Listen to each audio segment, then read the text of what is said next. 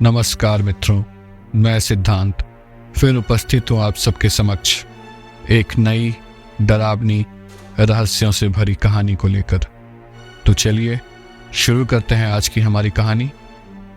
हमारी आज की कहानी है भूत ने सुलझाई हत्या की गुत्थी। वाशिंगटन, अमेरिका में एक भूत ने अपनी मर्डर मिस्ट्री सुलझाने में पुलिस की मदद की थी। यह घटना अमेरिका के वेस्ट वर्जीनिया राज्य में ग्रामीण क्षेत्र ग्रीनबियर काउंटी में आज से करीब 124 साल पहले घटी थी। इस काउंटी में इरास्मस एडवर्ड शू नाम का एक लोहार रहता था। उसकी 3 महीने पहले ही एल्वा नाम की एक महिला के साथ शादी हुई थी। जनवरी 1897 की एक रात एडवर्ड ने अपने पड़ोस के एक लड़के को काम करने वाली जगह से घर भेजा ताकि वो देख सके कि उसकी नई नवेली पत्नी को बाजार से कुछ चाहिए तो नहीं।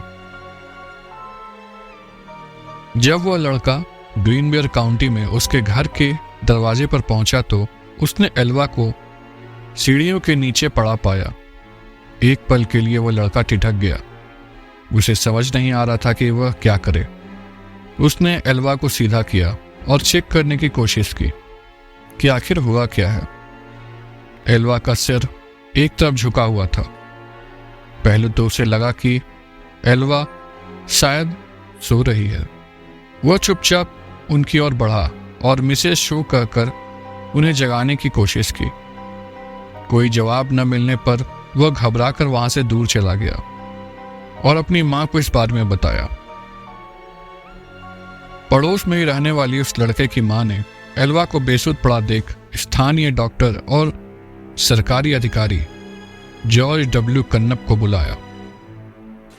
सूचना देने के लगभग 1 घंटे तक कन्नप घटनास्थल पर नहीं पहुंचे, लेकिन तब तक एडवर्ड शू वहां पहुंच चुका था।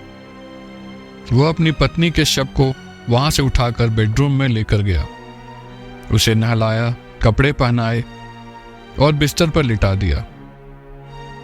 उसने अपनी पत्नी के मृत शरीर को एक ऊंचे कॉलर वाले कपड़े पहनाकर दफनाने के लिए तैयार किया और उसके चेहरे पर पर्दा डाल दिया।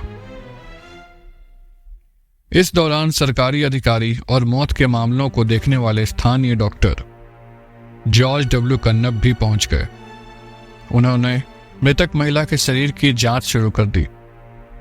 उस दौरान पति एडवर्ड शू अपनी पत्नी के सिर को गोद में रखकर रोता रहा। जब कन्नप ने एल्वा के सिर और गर्दन की जांच करने का प्रयास किया तो एडवर्ड शू नाराज हो गया और गुस्सा दिखाने लगा। कन्नप शू को नाराज नहीं करना चाहते थे, इसलिए वे चुपचाप वहां से चले गए। उन्होंने एल्वा के बाकी शरीर की जांच के दौरान कुछ भी गलत नहीं पाया था।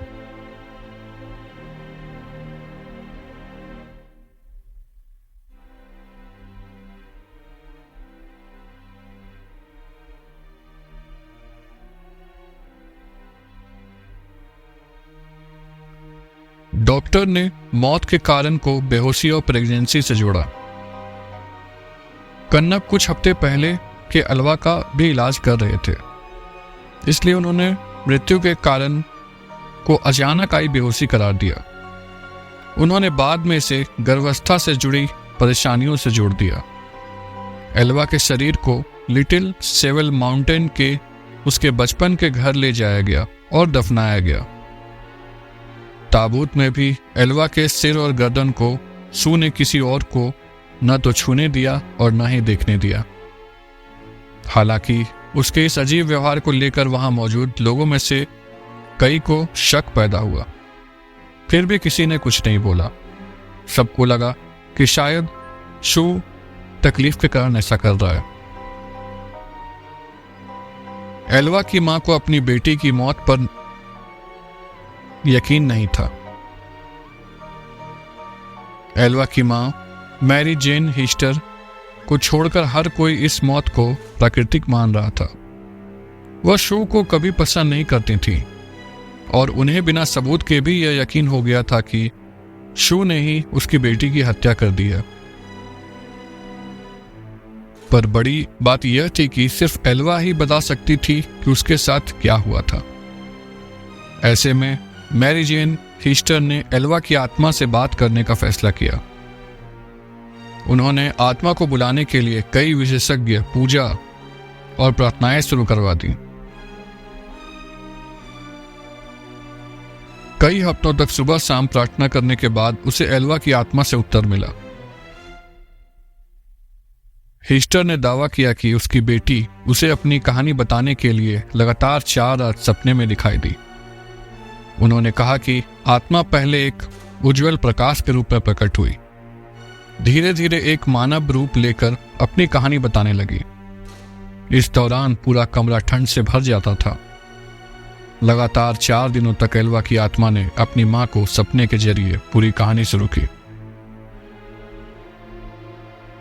एल्वा के भूत ने बताई अपनी मौत की पूरी कहानी। एल्वा के भूत ने उसकी मां के सामने कबूल किया कि शू ने उसके साथ क्रूरता की और दुर्व्यवहार किया। एक रात जब एल्वा ने रात को खाने में मीट नहीं बनाया तो उसने एल्वा पर हमला कर दिया और मारपीट की। शू ने मारपीट के दौरान एल्वा की गर्दन तोड़ दी थी, जिसके बाद एल्वा के भूत ने अपना सिर पूरी तरह से पीछे घुमाया और वहां से चली गई। इस घटना के बाद एल्वा की मां पब्लिक प्रोसिक्यूटर जॉन प्रेस्टन के पास गई और मामले को फिर से खोलने की अपील की। प्रेस्टन ने भूत के बारे में उसकी कहानी पर विश्वास किया और आसपास के लोगों से पूछताछ शुरू कर दिया। शो के पड़ोसियों और दोस्तों ने एल्वा के अंतिम संस्कार के दौरान उसके अजीब व्यवहार के बारे में सरकारी अभियोजक प्रेस्टन को बताया। डॉक्टर कन्नप ने भी स्वीकार किया कि उन्होंने एल्वा के शव की पूरी तरह से जांच नहीं की थी। प्रेस्टन के लिए ये दोनों बयान शव के फिर से परीक्षण के आदेश को पाने के लिए पर्याप्त थे। उन्होंने कोर्ट के आदेश से शू की आपत्तियों के बावजूद शव को कब्र से बाहर निकलवाया और जांच के लिए मॉर्चरी ले गए।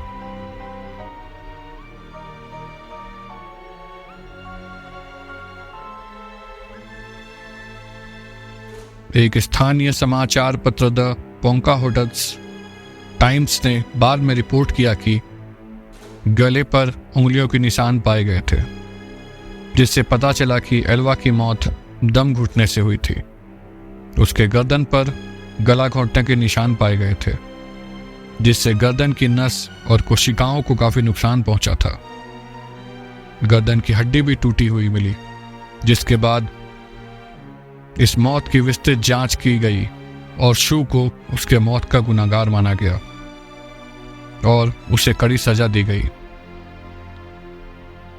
शू को सजा मिलने के बाद हीस्टन को कभी दोबारा एल्वा की आत्मा नजर नहीं आई। कहानी समाप्त होती है मित्रों। अगर आप लोगों को कहानी अच्छी लगे हो तो मेरे चैनल को लाइक, सब्सक्राइब और शेयर करना ना भूलें। धन्यवाद।